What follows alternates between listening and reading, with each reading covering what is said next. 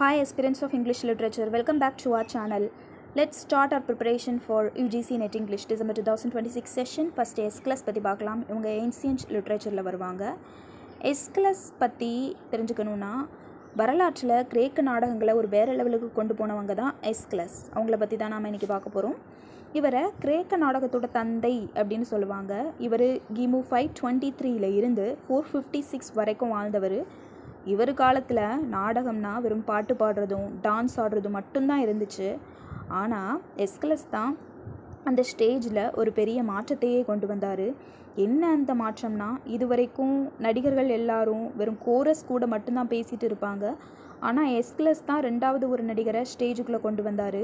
Aristotle என்ன சொல்கிறாருன்னா, இப்படி 2 பேரை கொண்டு வந்ததுனால தான் அவங்களுக்குள்ள சண்டை மோதல் எல்லாம் உருவாகி நாடகம் ரொம்ப சுவாரஸ்யமாக ஆச்சுன்னு சொல்கிறாரு. இன்றைக்கி நாம் பார்க்குற படத்தில் வர உரையாடல் சண்டை காட்சிகள் எல்லாம் இந்த ஐடியாவிலேருந்து வந்தது தான்.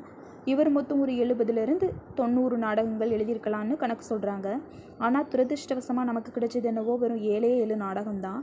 அதுலேயும் ப்ரொமிதியஸ் பவுண்ட் அப்படிங்கிற நாடகம் இவர் எழுதினதா இல்லை இவர் பையன் யூப்போரியன் எழுதினதுங்கிறதா அப்படிங்கிறதுல எல்லாருக்கும் நிறைய டவுட்டு. இப்போ வரைக்கும் பெரிய விவாதம் போயிட்டு தான் இருக்குது. இன்னொரு முக்கியமான விஷயம் என்னென்னா, இந்த திரித்துவ நாடகங்கள் ட்ரிலஜி அப்படிங்கிற ஒரு முறை 3 நாடகத்தை ஒன்றா சேர்த்து ஒரு பெரிய கதையாக சொல்கிற முறையை முதல்ல இவர் தான் கொண்டு வந்தார். அதுக்கு பெஸ்ட் எக்ஸாம்பிள் இவரோட ஒரஸ்டியா தான். இது அகமெம்னன் அப்படிங்கிற ஒரு ராஜா அவரோட குடும்பத்தில் நடந்த இரத்தமும் கண்ணீருமான கதையை சொல்லும். இதில் 3 பகுதி இருக்குது. First one Agamemnon, second one libation bearers, அதுக்கப்புறமா தேர்ட் ஒன் தி யூமனிடிஸ். இது இன்றைக்கு வரைக்கும் இலக்கிய உலகத்தில் ஒரு மாஸ்டர் பீஸ்னு சொல்கிறாங்க. இன்னொரு விஷயம் த பெர்சியன்ஸ் அப்படிங்கிற நாடகம். மற்ற நாடகங்கள் எல்லாம் கடவுள் பற்றி இல்லைனா புராண கதைகள் பற்றி தான் இருக்கும். ஆனால் இது மட்டும் அப்போனோட உண்மையான போர் பற்றி பேசினது. அதனால் அந்த காலத்தில் என்ன நடந்துச்சுன்னு தெரிஞ்சுக்க இது ரொம்ப முக்கியமான ஒரு ஆவணமாக இருக்குது.